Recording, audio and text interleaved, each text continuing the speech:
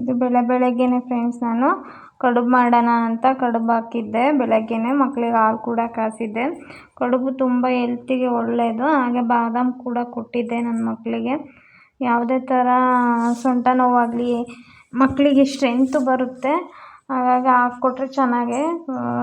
ವೀಕಲ್ಲಿ 1-2 ಟೈಮ್ಸ್ ಆದರೂ ಹಾಕ್ಕೊಟ್ರೆ ಒಳ್ಳೆಯದು. ಮಕ್ಳಿಗೆ ಕಡುಬು ತಿನ್ನಿಸಿದ್ರೆ ಕಡುಬೆಲ್ಲ ಹಾಕ್ಕೊಡ್ತಾಯಿದ್ದೆ. ನಾವು ಒಂದು 2-3 ಥರ ಮಾಡ್ತೀವಿ. ಜಾಸ್ತಿ ಇದನ್ನೇ ಮಾಡೋದು ನಮ್ಮ ಮನೆಯಲ್ಲಿ, ಇಷ್ಟಪಟ್ಟು ತಿಂತಾರೆ ಮಕ್ಕಳೆಲ್ಲ. ಅದಕ್ಕೆ ನಾನು ಈ ಥರನೇ ಮಾಡ್ತೀನಿ. ನೀರಲ್ಲೆಲ್ಲ ಬೇಯಿಸಿದ ಮೇಲೆ ಬೆಂದಾದಮೇಲೆ ಅದು ತೆಗೆದು ಸಕ್ಕರೆ ಹಾಕಿ ಒಂದು ಸ್ವಲ್ಪ ತುಪ್ಪ ಹಾಕಿ ಮಿಕ್ಸ್ ಮಾಡಿಕೊಡ್ಬೇಕು. ನೀವಿಲ್ಲ ಅಂದರೆ ಬೆಲ್ಲದ ಕಡುಬು ಮಾಡ್ಕೊಬೋದು. ನಾನು ಬೆಲ್ಲದ ಕಡುಬು ವಿಡಿಯೋದಲ್ಲಿ ಹಾಕಿದ್ದೀನಿ. ಬೆಳಗ್ಗೆನೇ ಎದ್ದಿದ್ನಲ್ಲ, ಕಡುಬು ಮಾಡೋಕ್ಕಿಂತ ಮುಂಚೆನೇ ಈ ವಿಡಿಯೋ ಮಾಡಿದ್ದು.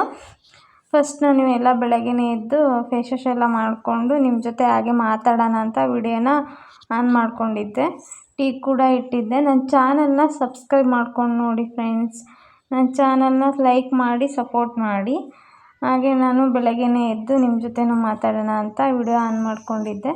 ಮಕ್ಕಳಿಗೆ ಟೀ ಇಡೋಣ ಅಂತ ಏನು ಮಾಡೋದು ಅಂತ ಥಿಂಕು ಕೂಡ ಮಾಡ್ತಾಯಿದ್ದೆ.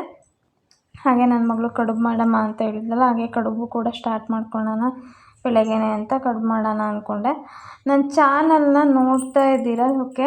ನನ್ನ ಚಾನಲ್ನ ಸಬ್ಸ್ಕ್ರೈಬ್ ಮಾಡ್ಕೊತಾ ಇಲ್ಲ, ಸಬ್ಸ್ಕ್ರೈಬ್ ಮಾಡ್ಕೊಂಡು ನೋಡಿ ಫ್ರೆಂಡ್ಸ್. ಒಬ್ಬೊಬ್ಬರು ನನ್ನ ಚಾನಲ್ ನೋಡಿ ಏನೇನೋ ಮಾತಾಡ್ತೀರಾ.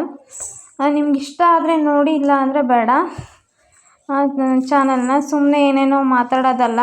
ಧೈರ್ಯ ಇದ್ದರೆ ನೀವು ಮಾಡಾಕಿ ನೋಡೋಣ ಅಲ್ವಾ, ಸುಮ್ಮನೆ ಮಾತಾಡೋದಲ್ಲ ಹಿಂದೆ. ಹಾಗೆ ಬದನೇಕಾಯಿ ಇಡ್ಗಾಯಿ ಮಾಡೋಣ ಅಂತ ಮಾಡ್ತಾಯಿದ್ದೆ. ನಿಮಗೂ ತೋರಿಸ್ತಾ ಇದ್ದೀನಿ ಇದನ್ನು. ಹಾಗೆ ಯಾವ ಥರ ಮಾಡೋದು ಅಂತ ಚಾಕು ಕಟ್ ಮಾಡ್ತಾನೆ ಇದ್ದಿದ್ದಿಲ್ಲ. ತುಂಬ ಶಾರ್ಪ್ ಇರಲಿಲ್ಲಲ್ಲ, ಹಂಗಾಗಿ ಕಟ್ ಆಗ್ತಾನೆ ಇರಲಿಲ್ಲ. ತುಂಬ ಕಷ್ಟಪಟ್ಟು ಕಟ್ ಮಾಡ್ತಾಯಿದ್ದೆ. ಫಸ್ಟ್ ಈ ಥರ 4 ಹೋಳು ಮಾಡ್ಕೊಬೇಕು. ಏನಾದರೂ ಹುಳ ಇದೆಯಾ ಇಲ್ಲ ಅಂತ ನಾವು ಚೆಕ್ ಮಾಡ್ಕೊಬೇಕು. ಆ ಥರ ಮಾಡಿಕೊಂಡು ಹಾಗೆ ಹಾಕಬಾರ್ದು. ಮತ್ತು ಉಪ್ಪು ಹಾಕಿ ಸ್ವಲ್ಪ ನೀರು ಹಾಕಿ ಅದರಲ್ಲಿಟ್ಟರೆ ಬದನೇಕಾಯಿ ತುಂಬ ಕ್ಲೀನಾಗುತ್ತೆ. ಉಪ್ಪು ಹಾಕಿದರೆ ನಾವು ನೀರಲ್ಲಿ ಹಾಕಿ ಆ ಥರ ಕಟ್ ಮಾಡಿ ಸ್ವಲ್ಪ ಹೊತ್ತು ಬಿಟ್ಟರೆ ತುಂಬ ಚೆನ್ನಾಗಿ ಕ್ಲೀನಾಗುತ್ತೆ. ಮತ್ತು ನೀವು ನೋಡ್ಕೊಳ್ಬೋದು. 4 ಹೋಳು ಮಾಡಿಬಿಟ್ಟು ನೋಡಿಕೊಂಡ್ರೆ ಗೊತ್ತಾಗುತ್ತೆ ನಿಮಗೆ. ಆಮೇಲೆ ನಾನು ಕುರ್ಶಿನಿ ಕಾಳು ಹುರಿತಾ ಇದ್ದೆ. ನಮ್ಮೂರ ಕಡೆ ಇದನ್ನು ಕುರ್ಶಿನಿ ಕಾಳು ಅಂತೀವಿ. ಕಪ್ಪಗಿರುತ್ತಲ್ಲ ಇದನ್ನು ನಾನು ಸ್ವಲ್ಪ ತರಿಯಾಗಿ ರುಬ್ಕೊತೀನಿ. ಚೆನ್ನಾಗಿ ಹುರಿಬೇಕು, ಚಟಪಟ ಸಿಡಿತಾ ಇರಬೇಕು. ಅದು ಚಟಪಟ ಸಿಡಿದ ಮೇಲೇ ಅದು ಹುರಿದಿದೆ, ನೀಟಾಗಿ ಫ್ರೈ ಆಗಿದೆ ಅಂತ. ಇದನ್ನು ಆಯಿಲಲ್ಲೆಲ್ಲ ಫ್ರೈ ಮಾಡ್ಕೊಬೋದು, ಡ್ರೈ ರೋಸ್ಟ್ ಮಾಡ್ಕೊಬೇಕು. ಹಾಗೆ ಶೇಂಗಾ ಕೂಡ ಡ್ರೈ ರೋಸ್ಟ್ ಮಾಡ್ಕೊಬೇಕು. ನಾನು ಒಂದು ಸ್ವಲ್ಪ ತರಿಯಾಗಿ, ಅದು ಒಣ ಕೊಬ್ಬರಿ ಅದನ್ನು ಕೂಡ ತರಿಯಾಗಿ ರುಬ್ಕೊಂಡಿನಿ. ಇದನ್ನು ಕೂಡ ತರಿಯಾಗಿ ರುಬ್ಕೊಂಡಿದ್ದೀನಿ.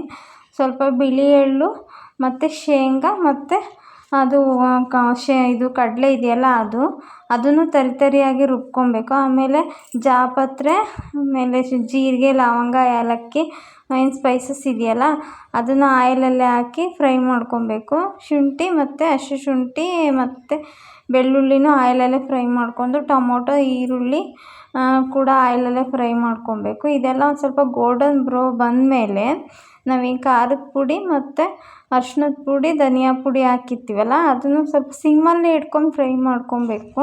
ಇಲ್ಲಾಂದರೆ ಮಸಾಲೆ ಎಲ್ಲ ಸೀದಂಗೆ ಆಗ್ಬಿಟ್ಟು ಟೇಸ್ಟೆಲ್ಲ ಹೊರ್ಟೋಗ್ಬಿಡುತ್ತೆ. ಸಿಮ್ಮಲ್ಲೇ ಆದರೆ ಚೆನ್ನಾಗಿ ನೀಟಾಗಿ ಕುಕ್ ಆಗುತ್ತೆ, ಫ್ರೈ ಕೂಡ ಆಗುತ್ತೆ. ಇಷ್ಟ ಆದರೆ ಸಾಕು.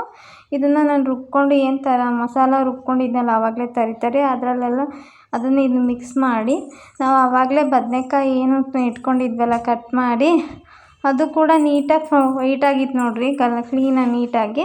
ಅದಕ್ಕೆ ಇದನ್ನು ಮಸಾಲಾನ ನೀಟಾಗಿ ತುಂಬ್ಕೊಂಡ್ಬಿಟ್ಟು ಅದನ್ನೆಲ್ಲ ತುಂಬಿಕೊಂಡು ನೀಟಾಗಿ ಅದರೊಳಗೆ ಮಸಾಲೆ ಎಲ್ಲ ತುಂಬಿ ಅಲ್ಲಿ ಸೈಡಿಗೆ ನಾನು ಪ್ಲೇಟಲ್ಲಿ ಇಟ್ಕೊಳ್ತಾ ಇದ್ದೀನಿ. ಎಲ್ಲನೂ ಫಿಲ್ ಮಾಡಿದ ಮೇಲೆ ಸ್ವಲ್ಪ ಮಸಾಲನೂ ಕೂಡ ಇತ್ತು.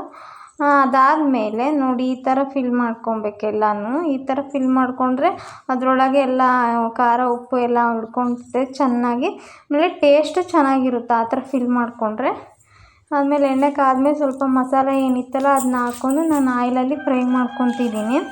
ಅದಾದ ಆಯಿಲಲ್ಲೆಲ್ಲ ಸ್ವಲ್ಪ ಫ್ರೈ ಆದಮೇಲೆ ಏನು ಬದನೇಕಾಯಿ ಇರುತ್ತಲ್ಲ, ಬದನೇಕಾಯಿನೂ ನೀಟಾಗಿ ಒಂದೊಂದೇ ನೀಟಾಗಿ ಅದರೊಳಗೆ ಹಾಕಿ ಸ್ವಲ್ಪ ಒಂದೇ ಸಲ ಮುಚ್ಚಬಾರ್ದು, ಅದನ್ನ ವಿಶಾಲ ಹಾಕೋಕ್ಕೆ ಸ್ವಲ್ಪ ಹೊತ್ತು ಅದನ್ನ ಹಾಗೆ ಮುಚ್ಚಿ ಮತ್ತೆ ತೆಗೆದು ಒಂದು ಕಡೆಯಿಂದ ಒಂದು ಕಡೆ ಮಗ್ಚಿ ಆಮೇಲೆ ನಮಗೆ ನೀರು ಎಷ್ಟು ಬೇಕಾಗುತ್ತೋ ಪಲ್ಯಕ್ಕೆ ಅಷ್ಟು ಹಾಕ್ಕೊಂಡು ತುಂಬ ನೀರು ಹಾಕ್ಬಾರ್ದು. ಏಕೆಂದರೆ ಬದನೇಕಾಯಿನೂ ಸ್ವಲ್ಪ ನೀರು ಬಿಡುತ್ತೆ, ಹಾಗಾಗಿ ಟೇಸ್ಟೆಲ್ಲ ಹೊರಟೋಗ್ಬಿಡುತ್ತೆ.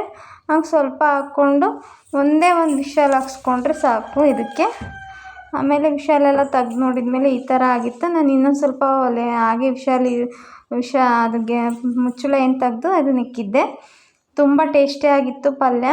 ಆಮೇಲೆ ನಾನು ಚಪಾತಿ ಕೂಡ ಮಾಡ್ಕೊಂಡಿದ್ದೆ. ಚಪಾತಿ ಜೊತೆ ಕಾಂಬಿನೇಷನ್ ತುಂಬ ಚೆನ್ನಾಗಿರುತ್ತೆ, ರೈಸ್ ಜೊತೆನೂ ಅಷ್ಟೇ ತುಂಬ ಚೆನ್ನಾಗಾಗಿತ್ತು. ಈ ಥರ ಒಂದು ಸಲ ಟ್ರೈ ಮಾಡಿ ನೀವು, ತುಂಬ ಟೇಸ್ಟಿಯಾಗಿರುತ್ತೆ ಪಲ್ಯ. ಈ ಥರ ಮಾಡ್ಕೊಂಡು ನೋಡಿ, ಬೇಕಿದ್ರೆ ನಿಮ್ಮ ಮನೇಲಿ ನೀವೇ ಪದೇ ಪದೇ ತಿನ್ನಬೇಕು ಅನಿಸ್ತತೆ, ಅಷ್ಟು ಚೆನ್ನಾಗಿ ಟೇಸ್ಟಿಯಾಗಿತ್ತು. ನಾನೀಗ ಚಪಾತಿನೂ ಬೇಯಿಸ್ತಾ ಇದ್ದೆ, ಹಾಗೆ ವಿಡಿಯೋ ಕ್ಲಿಪ್ಪು ನಿಮ್ಗೆ ಇದನ್ನು ತೋರಿಸೋಣ ಅಂತ ಇಟ್ಕೊಂಡಿದ್ದೆ. ಇದು ಕಾಂಬಿನೇಷನ್ ಏನಂದರೆ ಚಪಾತಿ ಜೊತೆನೇ ತುಂಬ ಚೆನ್ನಾಗಿರುತ್ತೆ ಕಾಂಬಿನೇಷನ್ನು. ಇದ್ರ ಜೊತೆ ಚಪಾತಿ ಮತ್ತು ರೈಸು ತುಂಬ ಚೆನ್ನಾಗಿರುತ್ತೆ. ನೀವೊಂದು ಸಲ ಟ್ರೈ ಮಾಡಿ, ತುಂಬ ಚೆನ್ನಾಗಿರುತ್ತೆ. ಅದಾದಮೇಲೆ ನಾನು ಊಟ ಎಲ್ಲ ಆಯಿತು, ಎಲ್ಲ ಮಕ್ಕಳದೆಲ್ಲ ಊಟ ಮಾಡಿಸಿ ಎಲ್ಲ ಊಟ ಎಲ್ಲ ಆದಮೇಲೆ ಎಲ್ಲ ಮಿಕ್ಕಿದ್ದೆಲ್ಲ ಪಾತ್ರೆಯಲ್ಲಿ ಹಾಕ್ಬಿಟ್ಟು ನೋಡಿ, ಪಾತ್ರೆ ಎಲ್ಲ ಎಷ್ಟೊಂದು ಬಿದ್ದಿದೆ.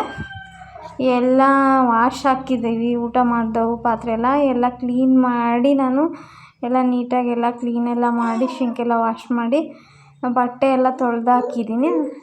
ಬಟ್ಟೆ ಎಲ್ಲ ಅಷ್ಟೊಂದು ನೀಟಾಗಿ ನಾವು ಆಚೆನೇ ಇಲ್ಲೇ ಮನೆ ಮುಂದೆನೇ ಹಾಕ್ತೀವಿ. ಮನೆ ಮುಂದೆ ಎಲ್ಲ ಪಾಪುನ ಹಾಗೆ ಆಟ ಆಡ್ತಿದ್ದ. ಅದಾದಮೇಲೆ ನಾವು ಆಚೆ ಬಂದ್ವಿ. ಈವ್ನಿಂಗ್ ಟೈಮ್ ಇದು. ಸ್ವಲ್ಪ ಹಾಗೆ ಈವ್ನಿಂಗ್ ಟೈಮಲ್ಲಿ ಮಕ್ಕಳನ್ನ ಆಚೆ ಕರ್ಕೊಂಬರ್ತೀನಿ ನಾನು. ಮಕ್ಕಳು ಒಳಗೆ ಜಾಸ್ತಿ, ನಾವು ಒಳಗೆ ಅಂದರೆ ಹೊರಗಡೆ ಮಕ್ಳ ಹತ್ರ ಎಲ್ಲ ಆಡೋಕ್ಕೇನು ಬಿಡಲ್ಲ, ತುಂಬ ಆಚೆ ಎಲ್ಲ ನಮ್ಮ ಕಾಂಪೌಂಡ್ ಒಳಗೇ ಆಡ್ತಾರೆ ನನ್ನ ಮಕ್ಕಳು. ನಮ್ಮ ಕಾಂಪೌಂಡ್ ಒಳಗೆ ತುಂಬ ಜಾಗ ಇದೆ, ಹಾಗಾಗಿ ಮಕ್ಕಳು ಕೂಡ ಅಷ್ಟೇ ಅಲ್ಲೇ ಆಟ ಆಡ್ಕೊತಾರೆ. ಅದನ್ನು ನಿಮ್ಗೆ ಹಾಗೆ ತೋರಿಸ್ತಾ ಇದ್ದೀನಿ. ಮಕ್ಕಳುಗಳು ಹಾಗೆ ಆಡ್ತಾಯಿದ್ರು, ನಾನು ಅದನ್ನೇ ವಿಡಿಯೋ ಮಾಡ್ತಾಯಿದ್ದೆ. ಹಾಗೆ ವಾಕ್ ಕೂಡ ಮಾಡ್ತಾಯಿದ್ದೆ ನಾನು ಕೂಡ. ನಾವು ಸ್ವಲ್ಪ ಸಿಂಪಲಾಗಿ ಹಂಗೆ ಲೈಟಾಗಿ ಏನಾದರೂ ಮಕ್ಳಿಗೆ ಸ್ನ್ಯಾಕ್ಸ್ ಕೊಡೋಣ ಅಂತ ಡ್ರೈ ಫ್ರೂಟ್ಸು ರೆಡಿ ಮಾಡಿಟ್ಟಿದ್ದೆ. ಇಲ್ಲಿ ನಮ್ಮ ಗಾರ್ಡನಲ್ಲಿ ಹೂವು ಬಿಡುತ್ತೆ ತುಂಬ ಚೆನ್ನಾಗಿ. ಈ ವಿಡಿಯೋ ಬೇಕು ಅಂದರೆ ಹೇಳಿ, ನಾನು ಒಂದ್ಸಲ ಮಾಡಿ ತೋರಿಸ್ತೀನಿ. ಮಕ್ಕಳಿಗೆ ಈವ್ನಿಂಗ್ ಟೈಮು ಸ್ವಲ್ಪ ಹೊತ್ತು ವಾಕ್ ಮಾಡ್ಕೊಂಬಂದಮೇಲೆ ಡ್ರೈ